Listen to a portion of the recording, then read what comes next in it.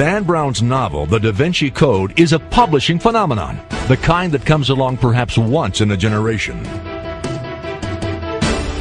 But unlike other successful novels, this book has spawned as much criticism as critical acclaim. A murder mystery that revolves around the origins of Christianity, The Da Vinci Code is enlightening to some, disturbing to others. In the author's own words, these are topics that resonate at a deep, deep spiritual level. And indeed they do. But unlike other novelists, Dan Brown insists that the portrayals of the topics in his book are factual. Could it be, as one of the characters in the book states, almost everything our fathers taught us about Christ is false? Is it a fact that there was a conspiracy by early church fathers to cover up the true teachings of Christ? Did the followers of Jesus really believe him to be a mortal prophet? And was his divinity simply invented for the convenience of a 4th century Roman emperor? Do the works of Leonardo da Vinci hide cleverly coded information that somehow proves Jesus was married to Mary Magdalene? Are there secret organizations that were formed hundreds of years ago, still functioning in the world around us? Did Leonardo da Vinci, Sir Isaac Newton, Botticelli, and other luminaries have a hand in protecting these secrets from being destroyed by the church? Has Dan Brown uncovered verifiable truths? Or has he simply discovered a clever way to sell a novel? Prepare yourself for a journey into the world of classical art, religion, mystery, and adventure as Breaking the Da Vinci Code investigates these and many other highly controversial questions raised by this confusing offering of fact and fiction.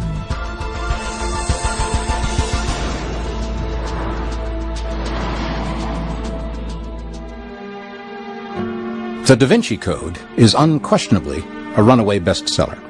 It is, by all accounts, a fast-paced, well-crafted murder mystery full of enigmatic twists and turns designed to keep the reader glued to its pages until the last villain's character is caught, killed, or revealed. But there are several key elements of the author's thesis that jolt the reader right from the start. According to the book, Jesus was married to Mary Magdalene, and they had children, who eventually intermarried with the French line of royalty.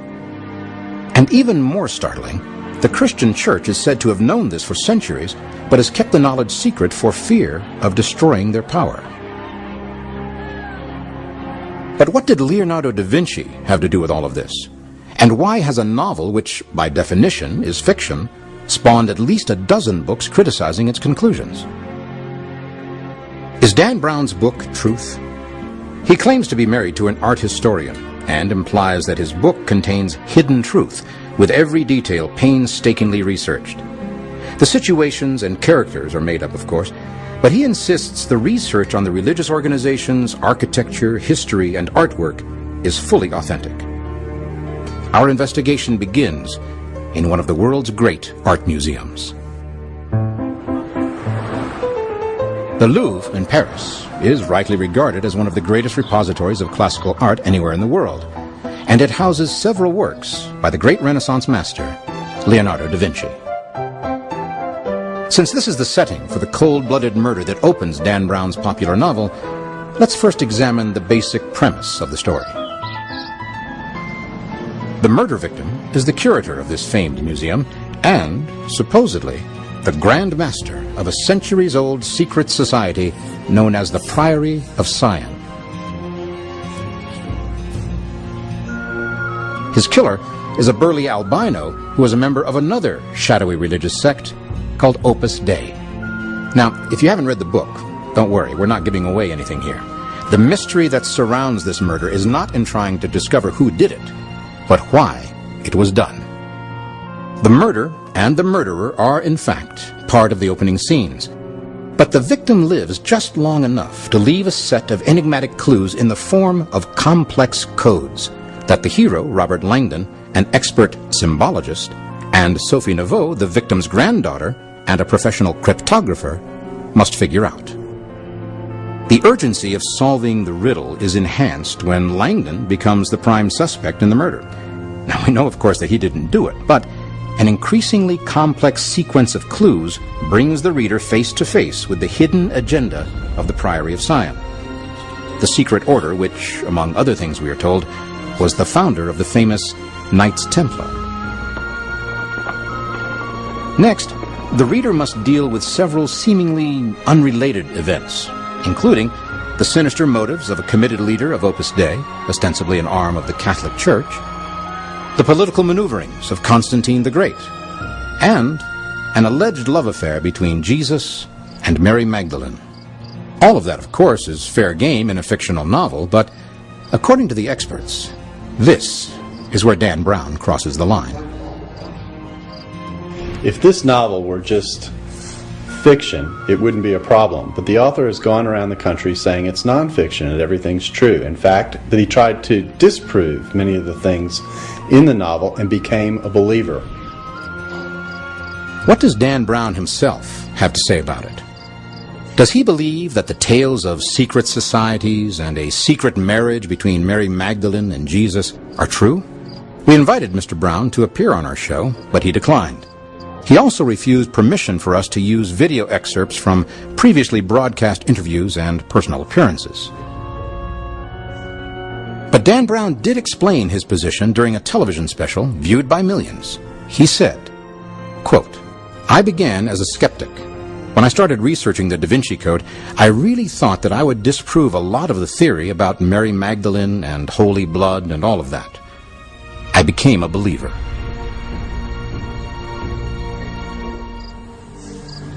But a believer in what? The marriage of Jesus to Mary Magdalene? The machinations of Opus Dei? The dark workings of the Priory of Sion?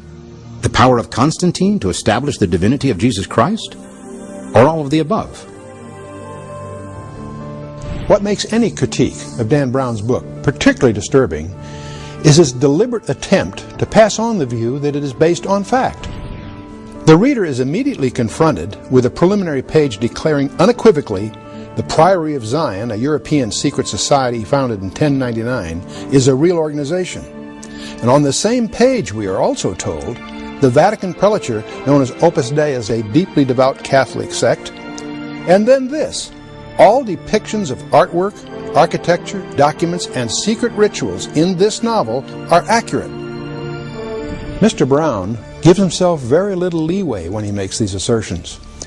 The introductory presentation, which presents these so-called facts as foundational truths, takes the novel out of the realm of simply being a work of fiction.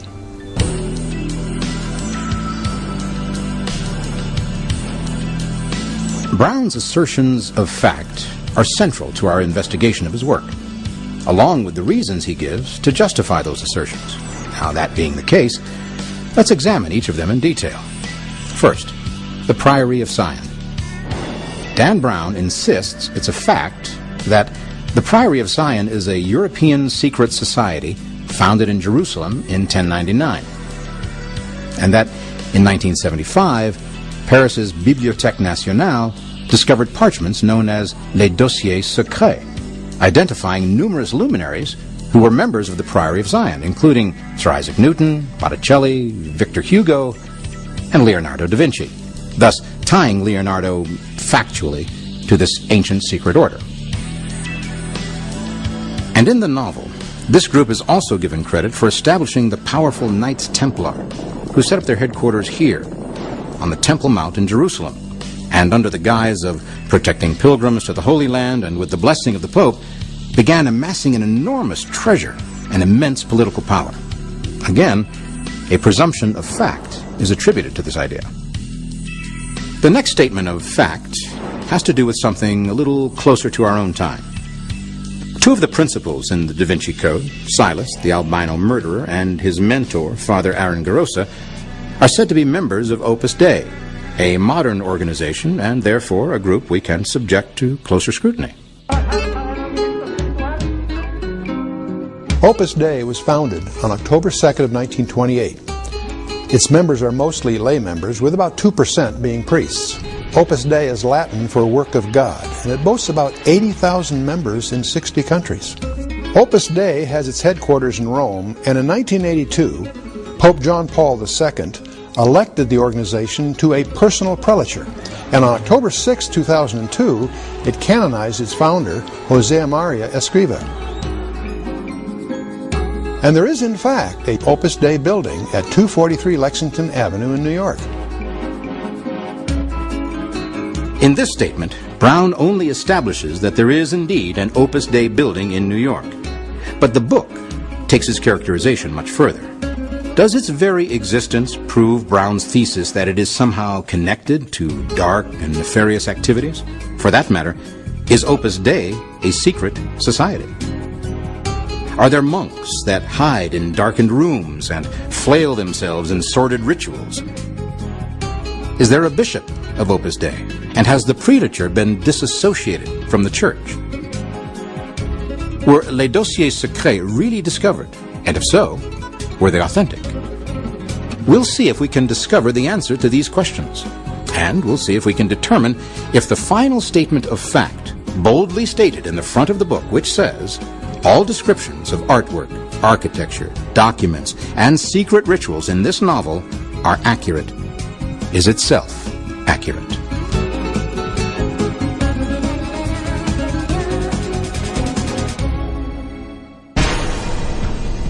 By using the world-famous painting of The Last Supper as a literary device, the author brings Leonardo da Vinci into the plot, again with the presumption that what the reader is being told is, at the very least, accurate. All these so-called facts of Dan Brown center on Mary Magdalene specifically. In fact, he goes on to say that she's the Holy Grail. The Holy Grail is not a thing or a chalice, according to Dan Brown. It's a person. He actually says it's the womb of Mary Magdalene, but by extension, Mary Magdalene herself. She goes on, according to Dan Brown, to become the mother of the official bloodline of Jesus Christ.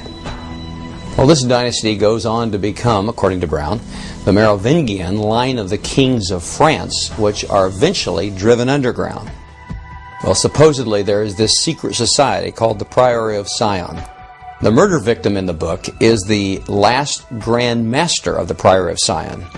Robert Langdon's task then, as the hero of the book, is to solve this, or this great piece of information will be lost forever. So, there we have the dilemma. What is fact and what is fiction? Will all of these facts, will any of these facts hold up under closer scrutiny? Was there a Priory of Sion in 1099? Did they establish the Knights Templar as their military arm? Is it possible that Mary Magdalene was married to Jesus, and did she hold a preeminent place among the apostles? And does this painting, Leonardo da Vinci's famous The Last Supper, hold a secret code that proves the Mary Magdalene theory?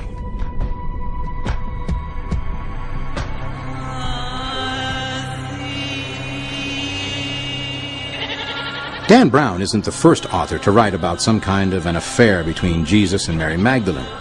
In fact, much of the information in Brown's book parallels the information in the 1983 publication Holy Blood, Holy Grail. The authors of this book, which they claim is a non-fictional study of religious history, have recently filed a breach of copyright lawsuit in Great Britain against the publishers of Brown's book, claiming theft of intellectual property. And another author, Louis Perdue, thinks the facts in the Da Vinci Code are much too close to the fiction he wrote in his two books, The Da Vinci Legacy, also published in 1983, and The Daughter of God, published in 2000. When I first read the Da Vinci Code, it wasn't the massive similarities that truly bothered me, but what I found was there were mistakes that I'm the only person who made were replicated in the Da Vinci Code. For example, when I wrote the Da Vinci Legacy, I made a mistake and wrote that Leonardo's Codex Leicester was written on parchment, but the only other place on the planet that appears is in Brown's Da Vinci Code. And there are other things. For example, I have female spiritual characters that the heroine is related to just as Brown does. In both the Da Vinci Legacy and the Da Vinci Code, the fourth art expert of his type is murdered. He leaves his last message written in his own blood, on his own body, and in both books they take place on page 35. And there are other things. In both books, a murdered curator leaves a unique gold key to the heroine inside a wood-painted work of art which refers to a holy woman. This gold key, which turns no lock, leads to a Zurich Bank's safe deposit box containing yet another container locked by a combination and containing very important secrets. If I hadn't written the Da Vinci Legacy 20 years before the Da Vinci Code came out, I would have thought I got all my ideas from Brown. For his part, Brown says he's never heard of Louis Perdue, nor had any knowledge of his work.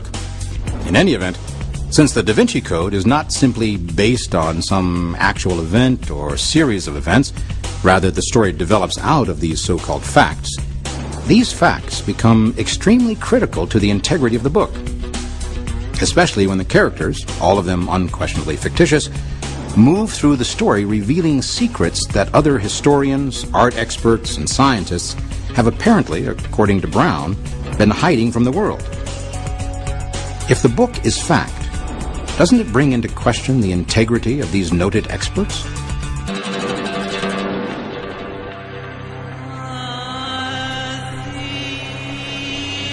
But it's in the novel's portrayal of Mary Magdalene that the lines are most blurred. Mary Magdalene is portrayed in the novel as the very elect of all the followers of Jesus, and, in fact, his wife. There's absolutely no historical evidence whatsoever that Jesus was married. From both a biblical and a historical perspective, there's no evidence and no credibility for that perspective.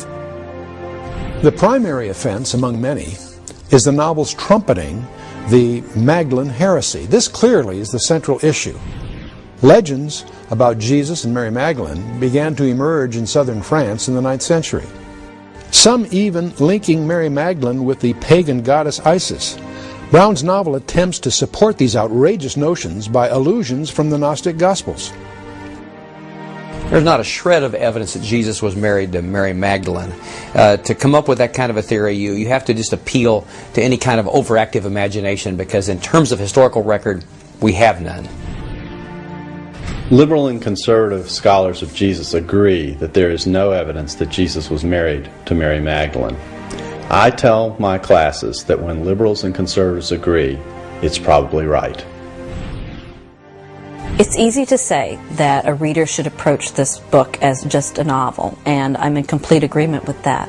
The problem, though, is that the way that Dan Brown has written the book indicates that the readers should actually take the historical assertions, the assertions about art, as factual, when in fact they are not. And these assertions are really angering the historical community in a very important way. And it's also important because millions of people are reading this to get information about religion, art, and history. And the fact is, it would be much better if they would only take it as a novel. The Gospel record does paint a picture of a Mary that is devoted to Jesus. She follows him from Galilee, ministers to him, watches the crucifixion, stands at the foot of the cross, watches over the tomb, and is the first to see the risen Lord. It's Mary Magdalene who reports the resurrection to the disciples, thus becoming the apostle to the apostles. But since there's no explicit text about the relationship between Jesus and Mary Magdalene, the novelist turns to another source. Could it be, as Brown insists, that Leonardo da Vinci, as Grand Master of the Priory of Sion, knew the secret and painted clues to the mystery here, in one of his most famous paintings? Leonardo da Vinci was in the service of the Duke of Milan, and the Duke commissioned him to do a painting of the Last Supper, which was to be hung in the monastery in the city of Santa Maria delle Grazie. And the purpose was so that the friars would have something pleasing to look at while they were eating. In the novel, we are told that Leonardo, who is actually in on the secret, actually painted Mary Magdalene and not John the Apostle to the right of Jesus. Now, this is very important, of immense importance, as a matter of fact, in understanding the Da Vinci Code. The implication is that Leonardo did not just simply paint a pretty picture of the Last Supper, It was his way of telling the world something of immense importance. In Dan Brown's novel, The Last Supper is a fresco portraying Jesus at the moment of consecration when he is saying, "This is my body, this is my blood." And Mary Magdalene is seated at his right-hand side, thereby proclaiming to the world that she is not only favored, but is actually the Holy Grail. Well, this is completely at odds with what Leonardo himself tells us in his work, The Treatise on Painting. You see, Leonardo builds his paintings according to visual types. Now, there are several dozen types available for visual representation, and the student type was prominent among these. Now, John, the apostle, is the youngest of the disciples, and he is also the disciple that Jesus loved. So John is invariably represented as the student. The student has long hair. He has no beard because he's too young to grow a decent beard. He's inexperienced. He's hanging on the master's every word. Da Vinci did not depict Mary Magdalene. He depicted St. John the Apostle. In fact, it would be difficult to find an art historian who would agree with Dan Brown's theory. Art historians know that this theory is silly. And to be quite blunt, they are not willing to trade public fame for professional ridicule. Keep in mind that a reading of the Last Supper as an iconographic message about the relationship of Jesus and Mary Magdalene is totally dependent on Leonardo's being a Grand Master of the Priory of Sion. Would Leonardo have had the freedom to reinterpret Scripture to suit his own ideas?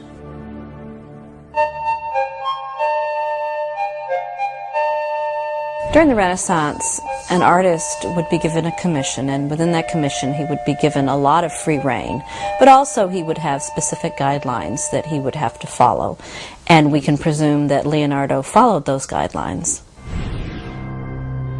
What Leonardo was portraying here was not the moment of consecration.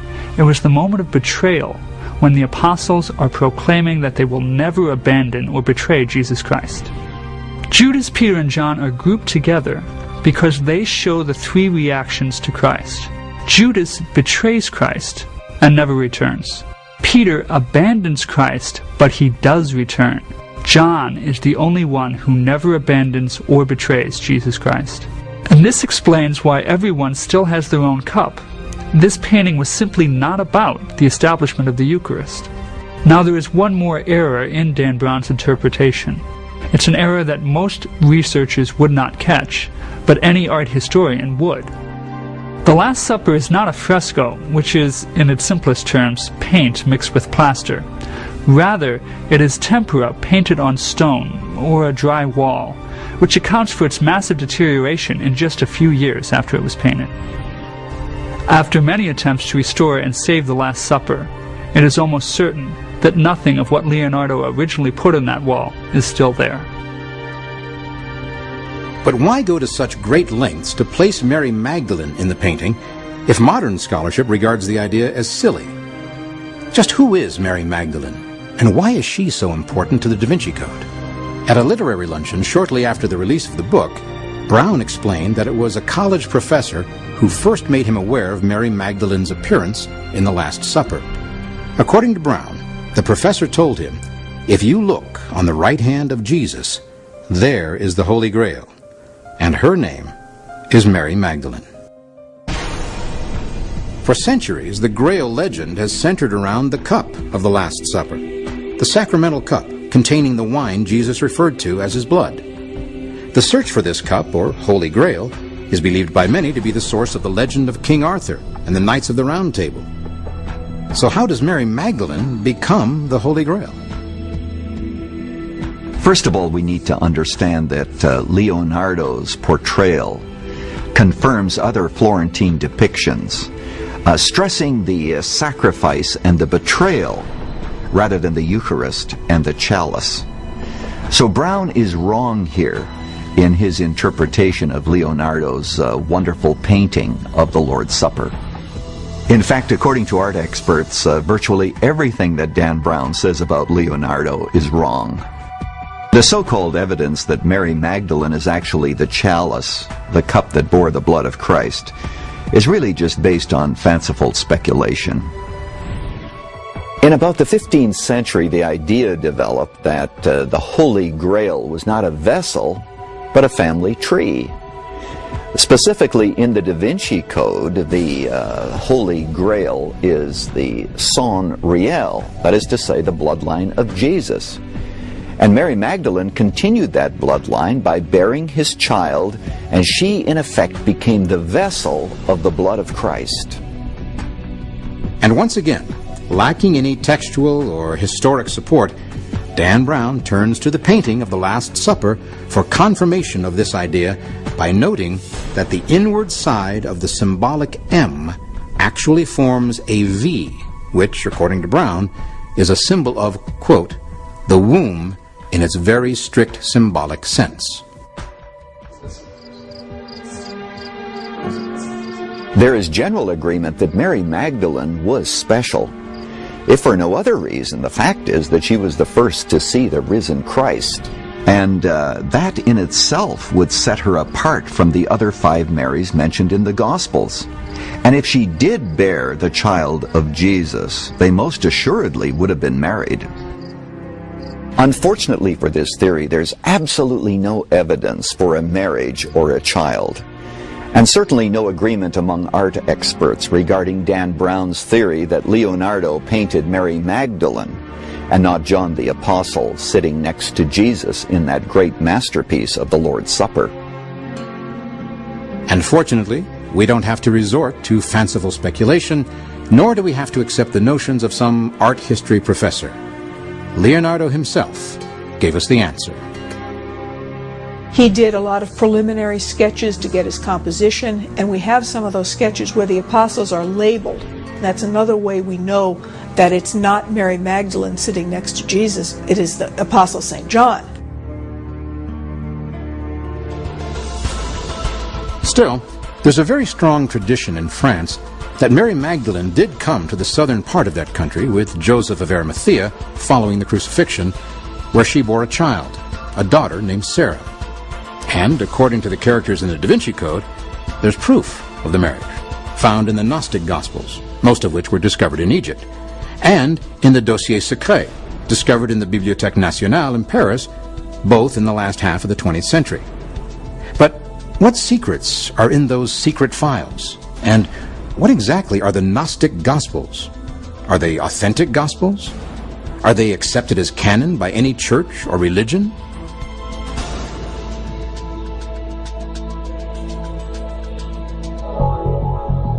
As a murder mystery, there is something quite different at work in the Da Vinci Code. Instead of clues helping to solve the murder is merely a device that permits the author to elaborate on the clues. Still trying to elude the police, the symbologist and the cryptographer stumble upon an old acquaintance of the American, a British expert and fanatical pursuer of the Holy Grail named Teabing. It is this character that casts Mary Magdalene in the role of the Grail itself, not just the possessor of the precious cup, but the actual vessel. How does this fit with the more conventional Grail legends? Well, the Holy Grail has generally been perceived as a cup or a chalice that was used at the Last Supper. It has even expanded to mean sometimes a platter, sometimes a cauldron, and in the Middle Ages, the myth expanded enormously. Such things as a sword, a spear, a lance, all types of things were added to this unusual legend. But normally it was seen as the cup or the chalice that was used by Christ at the Last Supper. What Dan Brown does is add a whole new dimension. He changes the whole concept of the Holy Grail from some item or some object to the person of Mary Magdalene specifically, and to try to bolster that, he begins to draw from the Gnostic Gospels. The 20th century was host to the greatest discovery of ancient documents in history. The Dead Sea Scrolls startled the scholarly world with tens of thousands of documents and document fragments paralleling Old Testament writings. But even before the Dead Sea Scrolls were discovered, a treasury of ancient texts relating to the New Testament was unearthed near the town of Nag Hammadi in Egypt. These texts contained what has become known as the Gnostic Gospels. But what exactly are they? And how do they differ from the New Testament? In Nag Hammadi, there were unearthed several Gospels, 4 or 5, that are not in the Bible and that are a part of this Gnostic sect. Gnosticism was a combination of Christianity and Greek philosophy. These Gospels have a completely different theology than what we have in the New Testament, and that's the reason they were never accepted into the New Testament. The novels claim that these Gospels were part of 80 Gospels and that the 4 that we have were chosen out of them is completely false.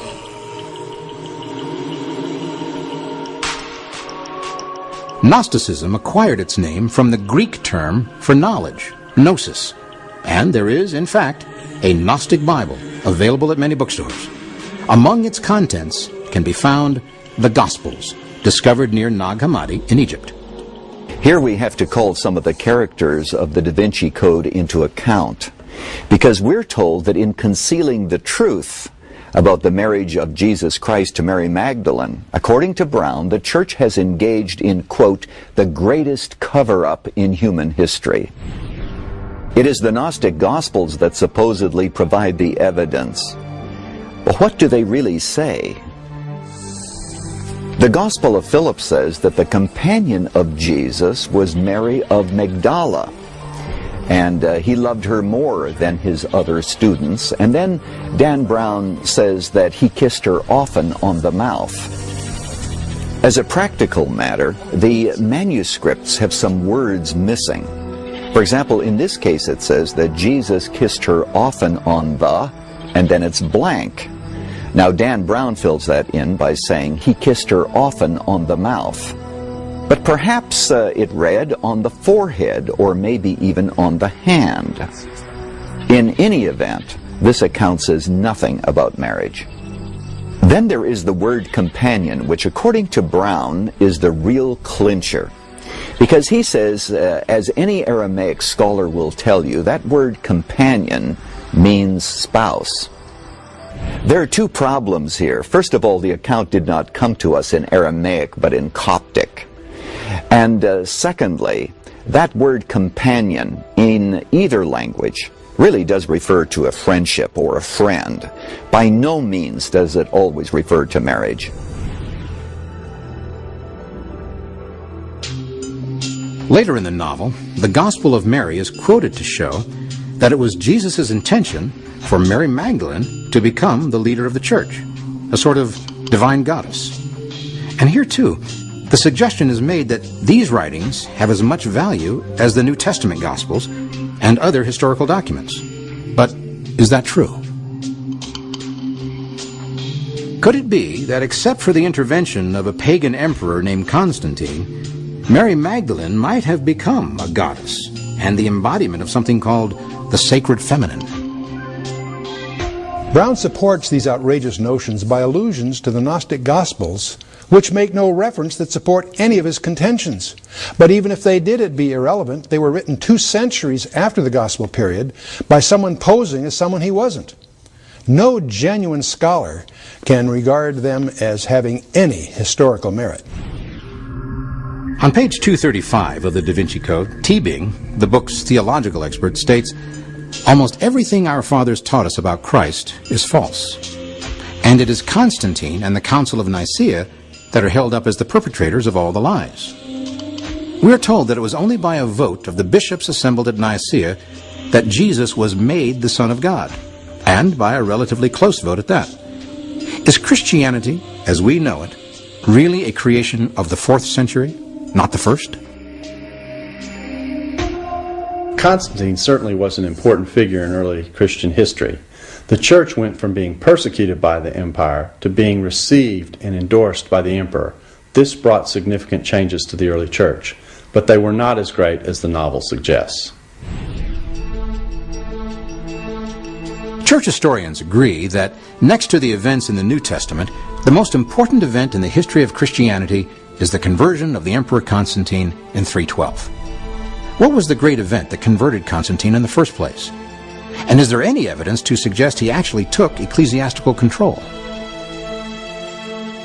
According to the ecclesiastical historian Eusebius, Constantine was preparing to attack Rome and praying to a pagan god when he saw a cross in the heavens with an inscription, "Conquer by this."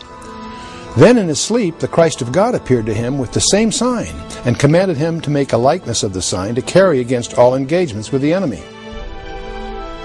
He did as instructed, and his army won.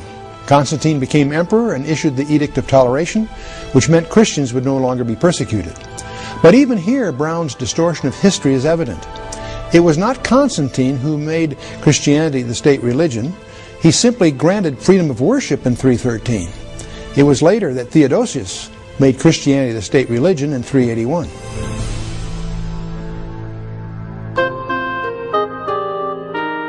Within a few years, doctrinal disputes began tearing the kingdom apart.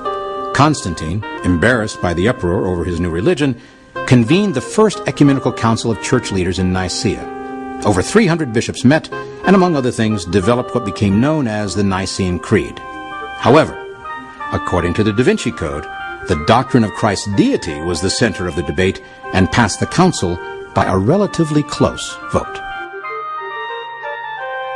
The statement by Dan Brown that this passed only by a very close vote is pure fiction. Of the 318 bishops, only 5 at the Council of Nicaea had qualms about the final decision, and when it came down to the final vote, only 2 voted against it. Now that's hardly a cliffhanger. In any case, Constantine really didn't care about the finer points of theology, so long as it unified his subjects. In fact, the emperor gave the opening speech at the Council of Nicaea himself, and he said that doctrinal disunity was even worse than war. Then there's the matter of the Bible itself. Once again, according to the storyline in Brown's book, it was the emperor who approved which books did and did not become sacred canon. Was it Constantine who controlled such a profound decision as to which of the Gospels would be included in the Bible and which were to be omitted? In fact, try as they might, scholars have not been able to find one line in the proceedings of the Council of Nicaea, which are still in existence, that refer to which book should be in the Bible or which should not. They were discussing mainly the origin of Christ and so forth, whether he was co-eternal with the Father, and there is simply not one indication whatever that they discussed the canon.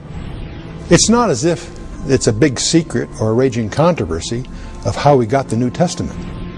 Every New Testament book was cited as authoritative by a church father within a single generation after Christ's death and his resurrection. And all 27 books were accepted before the end of the first century. Is it only in the history of Christianity where fact and fiction become confused? Does anyone accept the Gnostic Gospels as reliable guides to the history of the New Testament? Can scholars and historians verify the connection between Leonardo da Vinci and the Priory of Sion?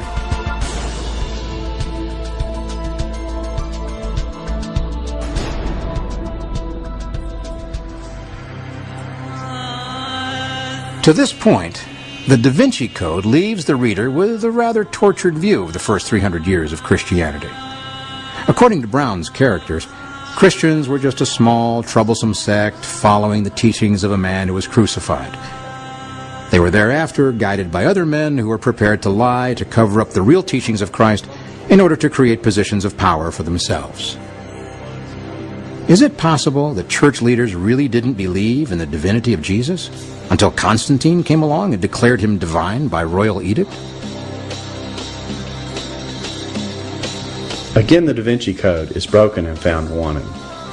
The claim that Jesus' divinity came from a vote at Nicaea some 300 years after the time of Jesus is just wrong.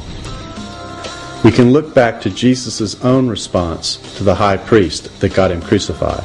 He claimed he would be seated at the right hand of the Father.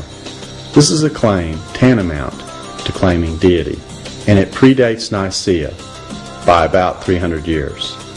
This theology comes from Jesus himself and not from the Council of Nicaea. But according to the Da Vinci Code, until that moment in history when Constantine deified Christ by royal edict, Jesus was viewed by his followers as a mortal prophet, a great and powerful man, but a man nonetheless, a mortal. We have important, non-Christian, extra-biblical evidence that Jesus was worshipped in the early 2nd century. Pliny a governor, wrote to the Emperor Trajan in the 2nd decade of the 2nd century that Christians were worshiping Jesus as God. Now Pliny had no axe to grind. He was a non-Christian simply describing what was taking place. So this is an important piece of evidence.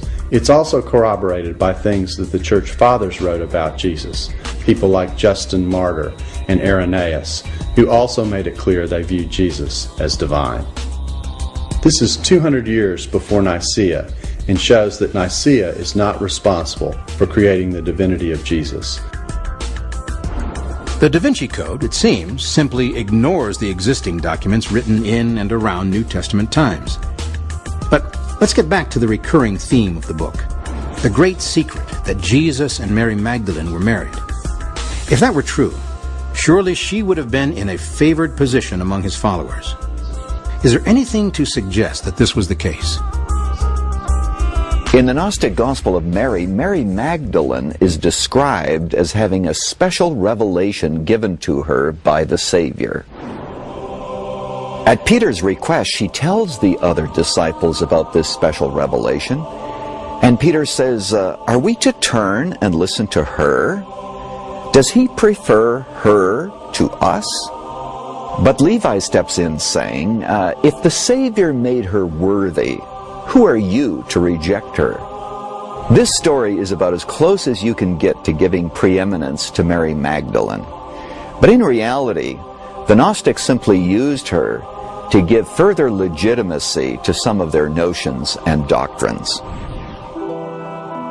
Here too, Da Vinci Code focuses on several of Leonardo's paintings to prove that the artist was a member of the Priory of Zion, a goddess worshipper, and that he encoded cryptic messages into his paintings. In this context, the Mona Lisa, arguably the world's most famous painting, is an enigma. It's a symbol, but of what? Dan Brown claims that the Mona Lisa is neither male nor female, but carries a subtle message of androgyny. He further suggests that the name Mona Lisa comes from two Egyptian gods, Ammon and the goddess Isis. Mona Lisa, Brown assures us, is an anagram of the divine union of male and female. Mr. Brown's assertions of accuracy once again fall before modern scholarship. The Mona Lisa means whatever you want it to mean. The Mona Lisa may be a portrait of a Florentine lady named Mona Lisa Gioconda, or it's a portrait of Leonardo's mother, or it's his idea of the ideal woman. But he did not attach the name Mona Lisa to the painting. That comes much later with his biographer, Vasari.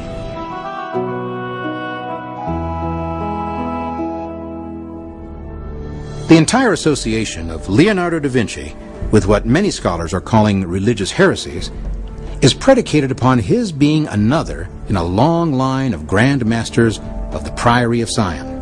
Another fact the reader is urged to accept.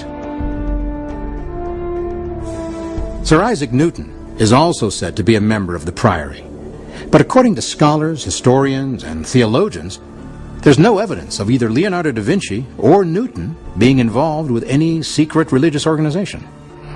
Isaac Newton left thousands of pages behind which we have today, many of them dealing with the subject of religion.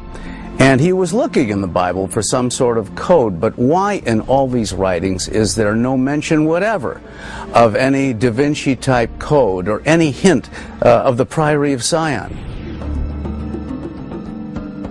According to Dan Brown, the Priory of Zion was founded in 1099 by the King of France and eventually developed a military arm, starting with 9 knights originally and then expanding eventually to what's known as the Knights Templar. Their assignment, according to Brown's theory, is to go to the Holy City and go through the ruins of the temple and try to discover all the documents pertaining to Mary Magdalene.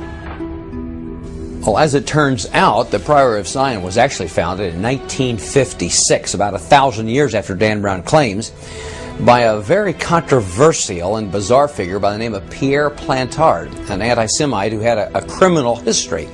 It's from his spurious writings that Dan Brown draws his theories. According to the author, the Priory of Zion was firmly established when papers were discovered in the Bibliothèque Nationale in Paris, which listed, allegedly, the names of all the Grand Masters of this organization. These papers, which became known as les dossiers secrets, or the secret records, did include certain names like Botticelli, Victor Hugo, Isaac Newton, and Leonardo da Vinci. These documents were actually planted there by Pierre Plantard. One of his henchmen even admitted participating in this hoax, along with planting the list of the alleged grand masters of the Priory of Sion. This has been the discussion of many French books, including a BBC documentary in 1996. What is amazing is that Dan Brown did not seem to know that. But if there is no Priory of Sion, at least in the sense described in Dan Brown's book, what about Opus Dei? What do we know of this secret society? They are not a secret organization as Brown makes them out, and they certainly do not have hulking albino assassins, and they are most particularly not monks. They're all lay people. Opus Dei is a legitimate chartered organization of the Roman Catholic Church. It was founded by Saint Jose Marie Escrivá in the 1940s in Spain. Opus Dei is no more sinister than InterVarsity Fellowship or the Promise Keepers. It's trying to teach people how to live a holier life in the world in their vocation. Historically, there was, however, a very powerful military and ecclesiastical group known as the Knights Templar. Since they couldn't have had anything to do with the Priory of Sion, who were they? And what role did they play? The Knights Templar, of course, are well known. They were a crusading order, and supposedly they were dealing with the quest of the Holy Grail, and they were concerned with the documents, the secret documents testifying to the fact, supposedly, that Jesus married Mary Magdalene and they had a child.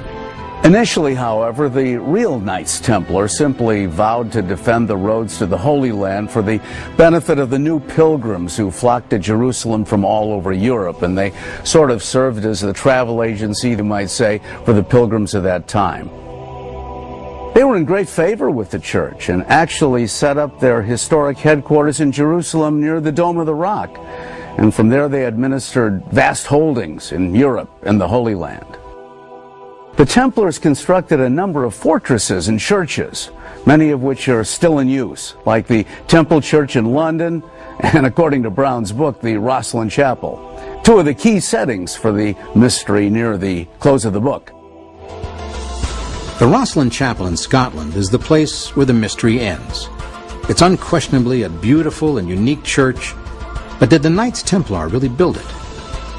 Are there still other historic and religious anomalies to be uncovered in the Da Vinci Code? With the popularity of the book and the willingness of many readers to accept its claims as fact, has Dan Brown dealt Christianity a damaging blow? Or does his book actually confirm the teachings of the Bible? Here, in the beautiful Rosslyn Chapel in Scotland, the mystery of the Da Vinci Code comes to an end with the discovery of a six-pointed star surreptitiously embedded in the floor of the chapel. Once again, that fact turns out to be something less than factual. Welcome to Rosslyn Chapel. The chapel was founded in 1446 by Sir William Sinclair. Dan Brown tells us that Rosslyn Chapel was founded and built by the Knights Templar, but this isn't true. The Knights Templar have nothing to do with Rosslyn Chapel. Dan Brown tells us that there's a six-pointed star worn into the floor at Rosslyn Chapel. This would be known as the Star of David or Solomon's Seal. Now this star would actually be very large. He says that it's worn between some of the most important things in the chapel, including the apprentice pillar over there. It would run right down here, right across there. Now, you don't usually get to look under the carpets at Rosslyn, but we thought we'd let you have a little look. As you can see, there is no sign of a six-pointed star or any pathways. This was completely invented by Dan Brown.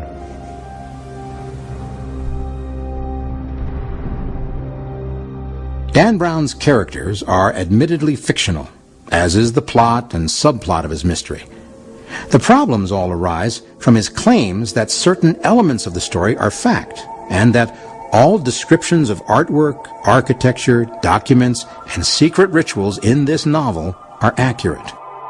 The constraints of time make it impossible to deal with anything other than the main themes of the book in any length, but many of his more obscure claims deserve consideration as well. The matter of architecture, for example. The Da Vinci Code's excursion into Gothic architecture claims that the Knights Templar designed female sexual symbolism into the great cathedrals to honor goddess worship. But that's nonsense. The typical Gothic cathedral is rectangular or cross-shaped. It is not shaped like a womb. And its design is derived from Roman public buildings, not from pagan temples. There's an implausible scene at the beginning of the Da Vinci Code which shows you how far Dan Brown is removed from reality. Sophie, the heroine, who is the granddaughter of the murder victim, yanks Leonardo's Madonna of the Rocks off the wall, slews it around, and holds it as a shield, knowing that the policeman will not fire at the valuable painting. The problem with this is that the painting is very large in a massive wooden frame. Brown tells you that it's 5 feet high. He tells you twice that it's 5 feet high, but it's actually 6.5 feet high. There's no way in that massive frame weighing between 250 and 300 pounds that this could be maneuvered. To take it a step further, Brown also tells his readers that nuns at the Confraternity of the Immaculate Conception had commissioned the painting and specified its details. Small problem, the confraternity was composed of men, entirely of men, most of them laymen. Biblical scholars, historians, researchers, artisans, and architects have been aware of the Magdalene mythology for many years. Why the sudden popularity? Perhaps being tucked away in the fictional history of a novel makes it more difficult to examine, and therefore more difficult to refute. Detailing all of the errors, misrepresentations, deceptions, distortions, and outright falsehoods in the Da Vinci Code makes one wonder if his purpose in writing this novel in the first place was not just an exercise in bashing the church. Why load up an otherwise highly entertaining novel with the statements and assertions that anger a vast segment of the audience? Unless, of course, that was his intention to begin with. If that was Brown's intention, he has certainly succeeded. Here are a few more items from the book that seem to have enraged various scholars the most. The early Jewish tradition involved ritualistic sex, in the temple no less. Early Jews believed that the Holy of Holies in Solomon's temple housed not only God, but also his powerful female equal Shekinah. This atrocious claim is really based on fantasy rather than fact. Nothing was more foundational to Judaism than the belief in one God and only one, and he did not have a female counterpart. As a matter of fact, the idea of attaching sexuality to deity was so abhorrent to the Hebrews that the language doesn't even have a word for goddess. The Jewish tetragrammaton, Yahweh, the sacred name of God, in fact derived from Jehovah, an androgynous physical union between the masculine Yah and the pre-Hebraic name for Eve, Hava. That is false in its entirety. Yahweh was the original name for God, which reflects the Hebrew verb to be. But since tradition forbid the verbal pronunciation of the name, rabbis in the 16th century pronounced the consonants Yad-He, Vad-He with the vowels of Adonai, or Lord, resulting in Jehovah. This all has nothing to do with any androgynous union. The Bible has evolved through countless translations, additions, and revisions. History has never had a definitive version of the book. This is totally misleading. The only changes that have ever taken place in the Bible throughout the centuries are an ever more faithful rendering and translation of the original Hebrew and the original Greek of the New Testament, without any additions to the text. In fact, there are scribes who devoted their entire life to the preservation of the originals, copying them, preserving them, letter by letter. Fortunately for historians, some of the Gospels that Constantine attempted to eradicate managed to survive. The Dead Sea Scrolls were found in the 1950s, hidden in a cave near Qumran in the Judean desert. So here we have three serious errors in just 3 lines. Constantine, for example, had nothing to do with the eradication of the gospel, or the confirming of the gospels for that matter. Secondly, the Dead Sea Scrolls were discovered in 1947, not in the 1950s. And thirdly, the Dead Sea Scrolls have nothing to do with the gospels or anything about the life of Christ. These are bizarre errors when you consider the fact that it's claimed that the book was meticulously researched. Virtually every claim relating to Christianity in Dan Brown's book has been challenged at some level. But it is Leonardo da Vinci who suffers most, since he is portrayed as the main perpetrator of these stories through the secret manipulation of his art. Is there any possibility that this was the focus of his work after all? Leonardo himself was not interested in the occult. He made fun of alchemy. He perhaps had doubts about religion at times because the church was very corrupt in his day, which is the 15th and 16th centuries. But he did not abandon Christianity. At the end of his life, he received the last sacraments of the church and he made arrangements for a proper Christian funeral. In Leonardo's will, dictated before witnesses, the artist commends his soul to Almighty God, not the goddess, to the Blessed Virgin Mary, not Mary Magdalene, and to Saint Michael and all the saints and angels in paradise. That hardly sounds like a man with an affinity for goddesses. Halfway through the book, all this terrible misinformation begins. Now, I'm not trying to say this isn't a fun read. Of course it's a fun read, but that's the problem. The poison is carefully included in a very delicious morsel, and that makes it really almost diabolical. It is, in fact, one of the most badly researched pieces of writing I have ever encountered in my life. The problem with Dan Brown's writing is it's a blend of a little bit of fact and a whole lot of fiction in such a way that the reader can't sort out which is which. As an author, Dan Brown is reaping the rich rewards of his highly successful work, and he is keenly aware of the stir it has caused among both historians and theologians. Near the end of an extensive television interview, Dan Brown explained his position in these words, quote, "The mystery of spirituality, the Holy Grail, the origins of our religions, these are topics that resonate at a deep, deep spiritual level, really at the core of the human psyche. And whether you agree or disagree with the topics, they're on the table, and we're talking about them. And these are topics that for centuries have been taboo," unquote. That's all well and good, but the issue isn't just religion.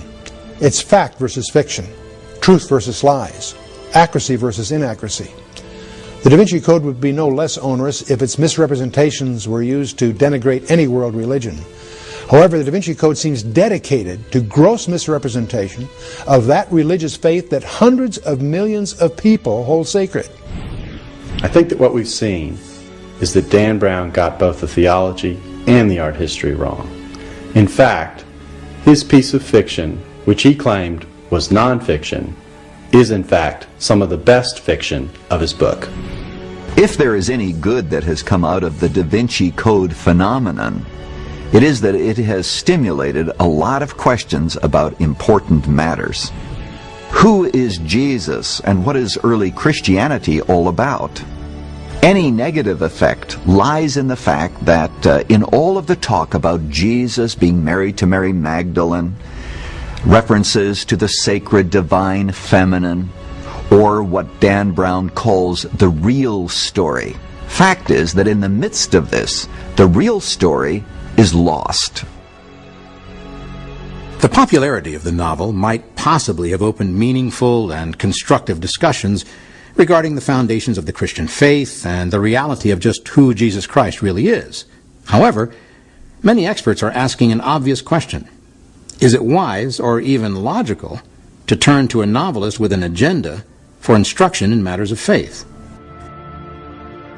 There are many other aspects of the Da Vinci Code our experts would have liked to discuss with you, but there just wasn't time.